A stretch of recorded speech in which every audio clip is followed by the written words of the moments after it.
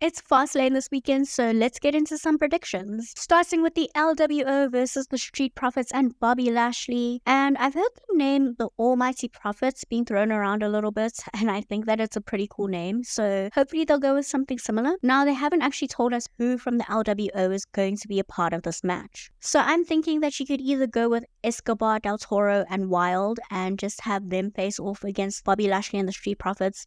Del Toro and Wild already have a loss against the Street Profits, and they don't really lose anything by losing this match. So hopefully if this match gets time, it'll be a really good showcase for them in defeat, because I don't really see Bobby Lashley and the Street Profits losing this match. What I think this also does is that it protects Rey Mysterio and the United States Championship, because you don't really want him to have too many losses even in a tag team match. So that's one way that they could do this. But I think it's more likely that they'll do this. I think they'll have Rey Mysterio and Santos Escobar team up with Dragon Lee to take on Bobby Lashley and the Street Profits. So Dragon Lee had a really excellent match with Dominic Mysterio on Raw, and he's been showcased on SmackDown quite a lot in the crowd, and he's having a match with Austin Theory on SmackDown this week.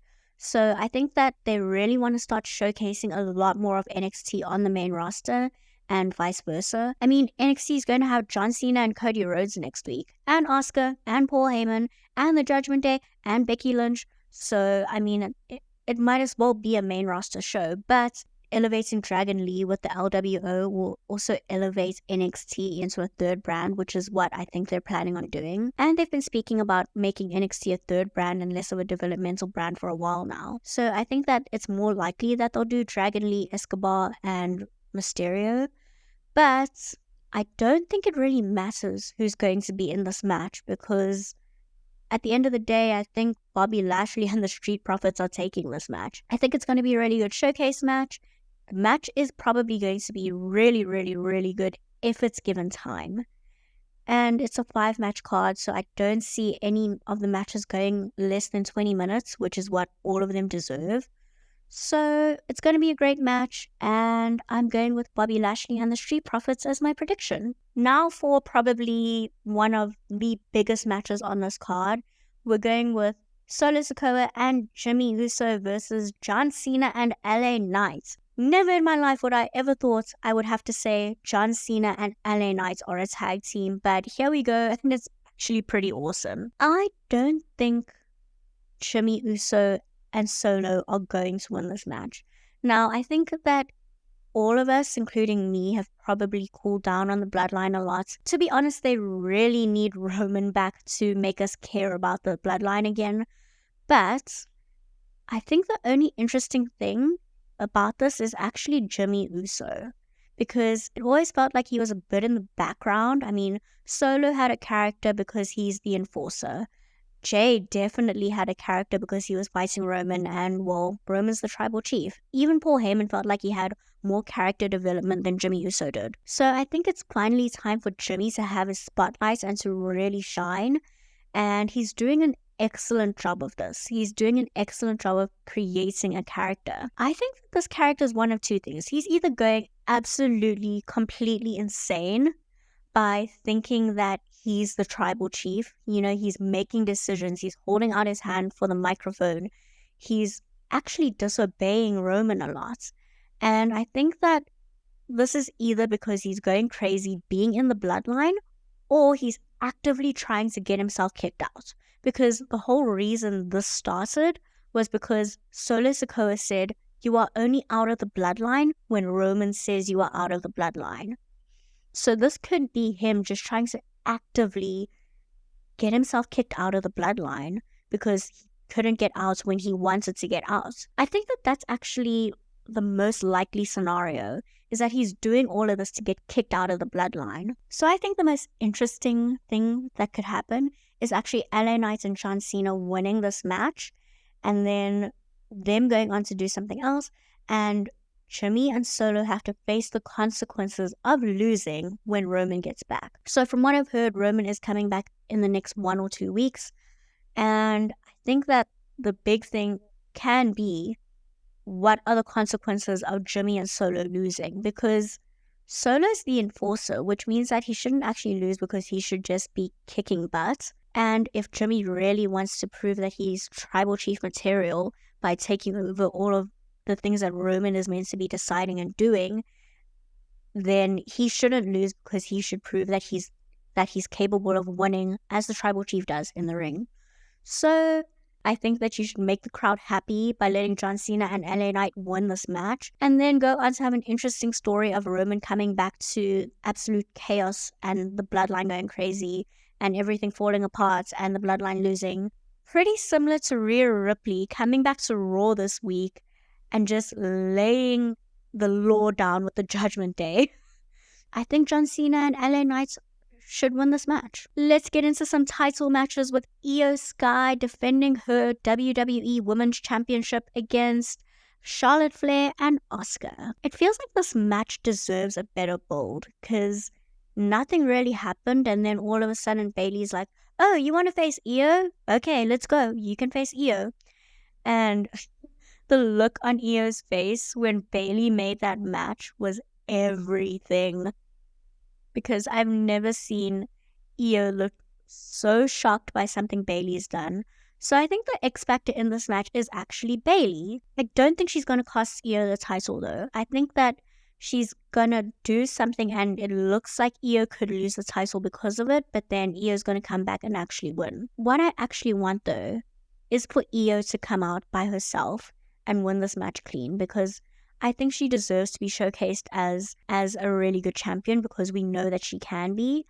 And she needs at least one clean, decent win in her title run. And then I want her to go on and just do awesome things, because she deserves it. She deserves to be a champion that is showcased and shown on TV every week. And they should be doing incredible things with her, which they're not. So please book Io Sky better. And also, I think Io Sky should win this match. Finn Bálor and Damian Priest will be defending their undisputed WWE Tag Team Championships against Jey Uso and Cody Rhodes. That is a long sentence and my brain almost got confused in the middle. Anyway, so if I ever needed any proof that Triple H or someone in that writing room watches these videos, it's that every single time I said Finn Bálor will defeat Seth Rollins and win the World Heavyweight Championship, he lost. And then I said, I think Kevin Owens and Sami Zayn are retaining their Undisputed Tag Team Championships. Then Finn Bálor and Damian Priest won and he finally got a title. No, I'm not mad about him getting a title because Finn Bálor deserves to have a title, but I am mad about the fact that every time I bet on Finn Bálor, he lost. And then the one time I decided to bet against Finn Bálor, he won. So I don't know what to say with this match, because I'm very worried that I'm going to say Finn Bálor and Damian Priest retain, and then ta-da, we have new tag team champions, and it's Cody Rhodes and Jey Uso, and even just saying that feels yucky. Okay, now the reason I say that is because I don't want Cody Rhodes winning the tag team titles. It just feels like a letdown. It feels like a step down, because we all know that finishing the story means defeating Roman Reigns and winning the WWE Championship. And I'm 90% sure that as soon as Cody Rhodes wins that title, they're going to rename it back to the WWE Championship, because you shouldn't have a promotion that doesn't have a title named after the promotion. Secondly, it's only still the Universal title, because that's what the 1,000-day reign is. The 1,000-day reign is with the Universal title, not with the WWE title. Anyway, that's a rant for another video. I don't want Cody Rhodes winning the tag team titles. I do think that in 2024, they're finally going to reveal that he is being traded to SmackDown because he brought Jey Uso to Raw. I don't think it should happen as soon as now. I think that they should finally pay off that trade later on, after he's done everything that he needs to do with whatever the storyline is with Jey. And then he can move on to finally facing Roman again. You could even leave it as late as an Elimination Chamber. Maybe Cody loses. Maybe Cody Rhodes goes into something with Drew McIntyre. Drew McIntyre kicks him out of the Royal Rumble so he feels like he can't finish his story. Maybe Drew goes on to fight Seth if Seth is still champion at the time. either way, I don't think that the payoff now should be Cody winning the tag titles. I think that this is just going to be a really, really good match on pay-per-view, and the Judgment Day should retain. Finn Balor and Damian Priest of the Judgment Day should retain the WWE Undisputed Tag Team Championships. That is my prediction. I'm very nervous saying that. Triple H, please don't watch this video. Now, onto the last match of the card. Like I said, 5-match card, so hopefully I can go to bed earlier than 6 a.m., which would be a really nice treat. So the last match on this card is also a last man standing match, and it's Seth Rollins versus Shinsuke Nakamura for the World Heavyweight Championship. This match is going to be so good. It's going to be brutal, but it's going to be so good. It's also Seth Rollins' first ever last man standing match, which is insane to think about, but I do think that it's going to be really good. I think Shinsuke is definitely going to target the back as usual. And speaking of that back injury, I think that it's 100% real, because WWE does not book that far in advance that they would tell Seth Rollins to make up a fake back injury on the Impulsive podcast just so that they can pay it off like 5 weeks later in a feud with Shinsuke Nakamura. WWE doesn't book that far in advance, so Seth Rollins definitely would not say that for the sake of building a storyline.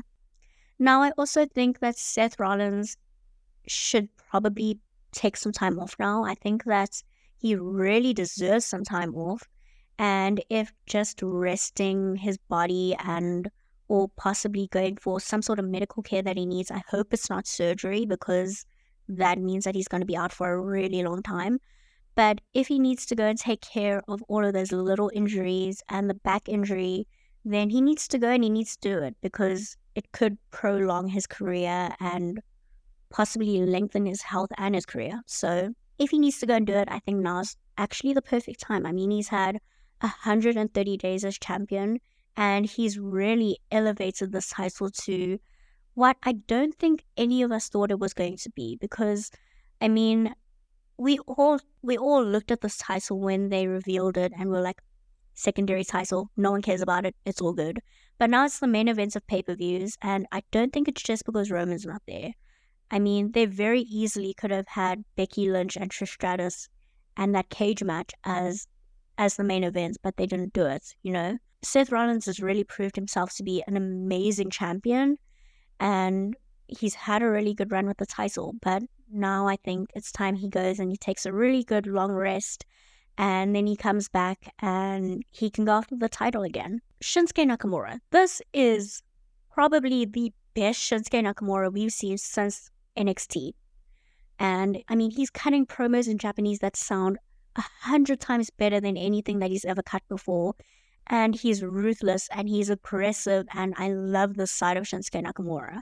Personally, I also really love a heel champion, because when the babyface finally topples that heel champion and they win the title, it always feels absolutely incredible. Like they say, the babyface chase to the title is always better than the win.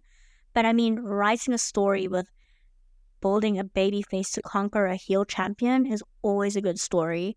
Aside from when all of your babyface heroes get squashed by Roman Reigns, but that's, again, for another video. My prediction is, I think Shinsuke Nakamura is actually going to win. I think he's going to beat up Seth Rollins, and Seth isn't going to make the count. On Raw, we actually saw Shinsuke Nakamura beat up Seth Rollins to the extent where he couldn't make the count. And that's my only reasoning for Seth Rollins possibly winning this. Other than that, I think Shinsuke Nakamura needs to take this. I think Shinsuke Nakamura is going to take that title to new heights if he wins this, you know? So I actually genuinely am going to go with this. I'm going to say Shinsuke Nakamura wins the World Heavyweight Championship this weekend. And I think he's going to be a great champion. So I think this is going to be a really fun pay-per-view, and those are my predictions. Let me know your thoughts down in the comments below. Give this video a like if you enjoyed it. And if you enjoy hearing me ramble on about pro wrestling, then give the channel a subscribe if this is your first time here. And as always, be mindful and be kind. See you next time.